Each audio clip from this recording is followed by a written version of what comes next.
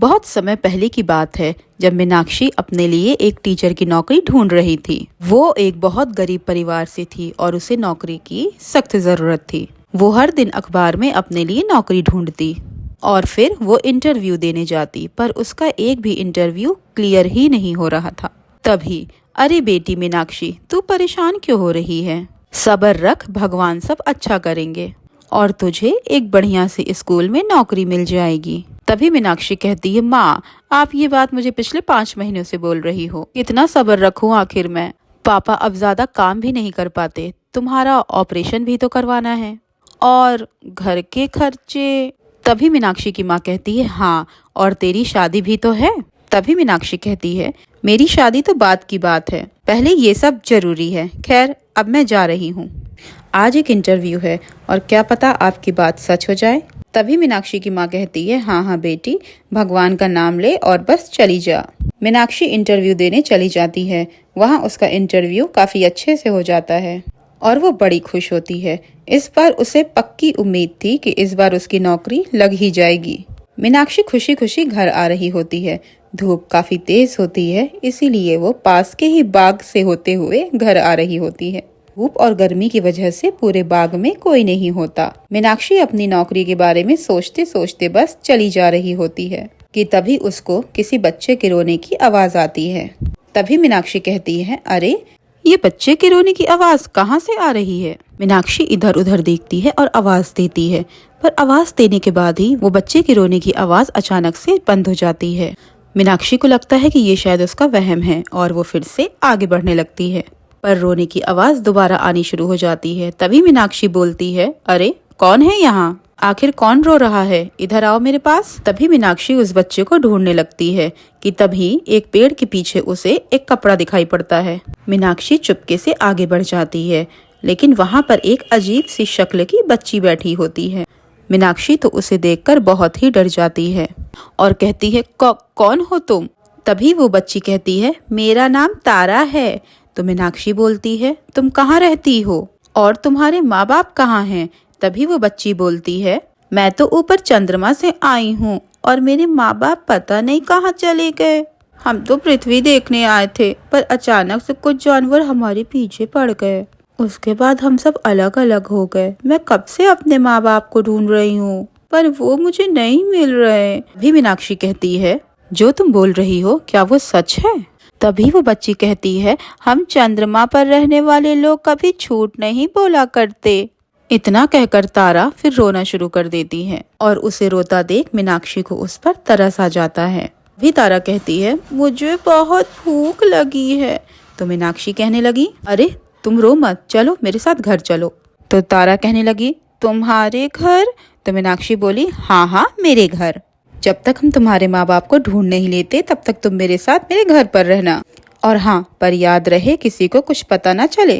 तभी तारा कहती है, ठीक है। तारा मीनाक्षी के साथ उसके घर चली जाती है और मीनाक्षी उसे अपने कमरे में छुपा देती है। थोड़ी देर बाद मीनाक्षी की माँ वहाँ मीनाक्षी को बुलाने आती है और कहती है, बेटा चलो, मैंने खाना लगा दिया है। तभी मीनाक्षी कहती है, मम्मा, माँ, मेरी तबीयत कुछ ठीक नहीं लग रही, तो तुम मुझे यहीं मेरे कमरे में खाना दे दो। तभी माँ कहने लगी, अरे, क्या हुआ तेरी तबीयत? तो मीनाक्षी बोली, अरे माँ, वो बस ऐसे ही, थोड़ी थकावट है और कुछ नहीं।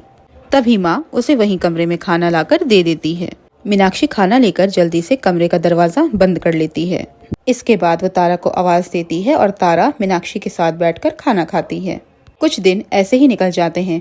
मीनाक्षी बड़े दिनों तक इंतजार करती है कि उसको जॉब के लिए कॉल आएगा, पर उसको वहाँ से भी मना कर दिया जाता है।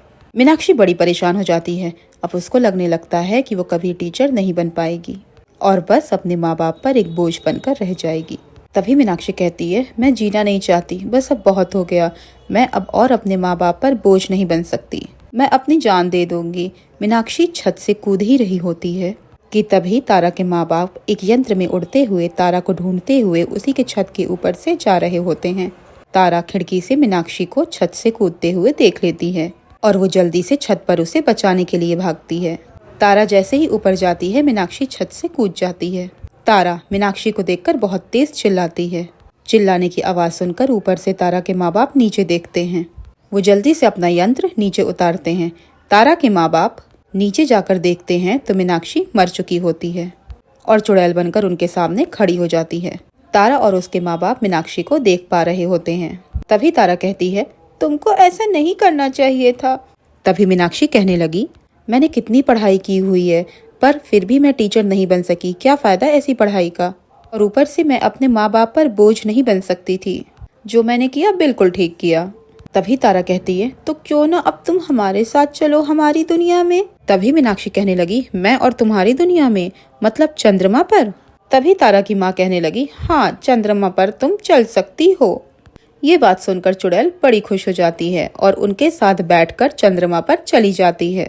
चंद्रमा पर जाकर चुड़ैल देखती है कि वहाँ पर एक अलग ही तरह की दुनिया है। चुड़ैल सबके साथ चंद्रमा पर वहीं हंसी खुशी रहने लगती है। फिर एक दिन चुड़ैल देखती है कि चंद्रमा पर बच्चों को कुछ नहीं आता। चुड़ैल को फिर अपने सपने के बारे में याद आता है, तो वो सोचती है कि क्यों ना चंद्रमा पर ही वो एक स्कूल खोल ले। वो इस बारे में सबके माँ बाप से बात करती है। सब चुड़ैल का आइडिया सुनकर बड़े खुश हो जाते हैं। फिर चुड़ैल कुछ दिन बाद अपना एक स्कूल खोल लेती है। अब उसका काम होता है बच्चों को स्कूल में लेकर आना, पर कोई भी बच्चा स्कूल में आने को तैयार ही नहीं होता। तभी चुड़ैल कहती है, अब मैं क्या करूं, मेरे स्कूल में तो कोई आना ही नहीं चाहता। चुड़ैल उसके बाद फिर परेशान हो जाती है कि अब वो क्या करे कि जिससे बच्चे उसके स्कूल में आना शुरू कर दें। उसके बाद फिर वो बच्चों के लिए स्कूल में नए नए खिलौने और नए नए झूले लगाती है। तभी वहाँ पर कुछ बच्चे आ जाते हैं, तो चुड़ैल कहती है, क्या हुआ बच्चों, दूर क्यों खड़े हो, पास आओ, देखो कितने खिलौने हैं, कितने झूले हैं, पर तुम सब अंदर क्यों नहीं आना चाहते। कोई भी चुड़ैल की बात नहीं मानता और सब वहाँ से भाग जाते हैं। चुड़ैल उदास होकर बैठ जाती है। उसे कुछ समझ नहीं आ रहा होता कि अब वो करे तो क्या करे। तभी वो कहती है, स्कूल खोलने का मेरा सपना तो सपना ही रह गया, जो जीते जी पूरा नहीं हो सका और मरने के बाद भी। तभी वहाँ तारा आ जाती है। चुड़ैल को ऐसे उदास देखकर उसे बहुत बुरा लगता है और वो उससे पूछती है, क्या हुआ, तुम इतनी उदास क्यों हो। तभी चुड़ैल कहती है, बचपन से मेरा सपना था एक टीचर बनने का। जब जिंदा थी तब भी टीचर नहीं बन सकी, और जब मर गई हूँ तब भी कोई बच्चा मुझसे पढ़ना नहीं चाहता। तभी तारा कहती है, ऐसा तो बिल्कुल भी नहीं है, बच्चा तो है जो आपसे पढ़ना चाहता है। तभी चुड़ैल कहती है, क्या सच में, कौन है वो। तभी तारा कहती है, मैं। और कौन। इतना सुनते ही चुड़ैल मुस्कुरा देती है और फिर दोनों हंसने लगते हैं।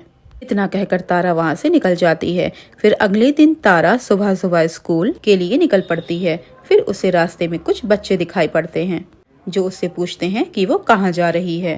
तारा बड़ी ही खुश होकर बताती है कि वो स्कूल जा रही है।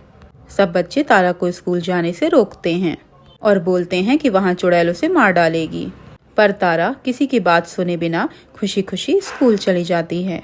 तभी चुड़ैल बोलती है, अरे तारा तुम आ गई। तो तारा बोलती है, जी मैडम मैं आ गई। चुड़ैल तारा को वहाँ देख बड़ी खुश होती है। आज उसका पढ़ाने का स्कूल में पहला दिन होता है और ये उसके लिए खुशी का सबसे बड़ा मौका होता है। चुड़ैल की क्लास में बेशक एक ही बच्चा होता है, पर वो उसे मन लगाकर पढ़ाती है। तारा भी पूरा मन लगाकर पढ़ती है। उसे पहली बार इतनी नई नई और मजेदार बातें पता चलती हैं। तभी चुड़ैल कहती है, चलो आज हमने काफी पढ़ाई कर ली। जाते जाते चुड़ैल तारा को एक नई पेंसिल देती है जो बड़ी ही सुंदर होती है।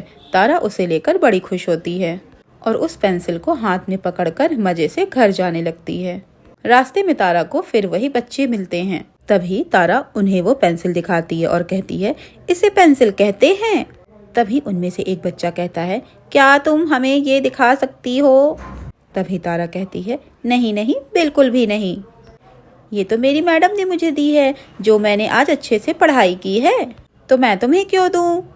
तभी वो बच्चा कहता है, इसका मतलब अगर हम अच्छे से पढ़ाई करेंगे तो हमें भी पेंसिल मिल जाएगी। फिर अगले दिन तारा खुशी खुशी स्कूल जा रही होती है। फिर रास्ते में उसे और भी बच्चे मिल जाते हैं। सब बच्चे पेंसिल के लालच में स्कूल पहुंच जाते हैं। सबको देख चुड़ैल हैरान रह जाती है। सब बच्चे अपनी अपनी जगह बैठ जाते हैं और फिर चुड़ैल सबको पढ़ाना शुरू करती है। सब बच्चे पेंसिल के लालच में स्कूल पढ़ने जाते हैं, पर जब वो वहाँ बैठकर नई नई चीज़ें सीखने लगते हैं तब उनको बड़ा ही मज़ा आने लगता है। उनको पता ही नहीं चलता कि कब स्कूल की छुट्टी भी हो गई। बच्चे बड़ी ही खुशी से अपने अपने घर जाने लगते हैं और उन्हें स्कूल में इतना अच्छा लगता है कि वो पेंसिल के बारे में भूल ही जाते हैं। तभी चुड़ैल आ जाती है और कहती है, अरे अरे कहाँ जा रहे हो, रुको रुको 1 मिनट। चुड़ैल फिर एक डब्बा खोलती है जिसमें ढेर सारी पेंसिल होती है।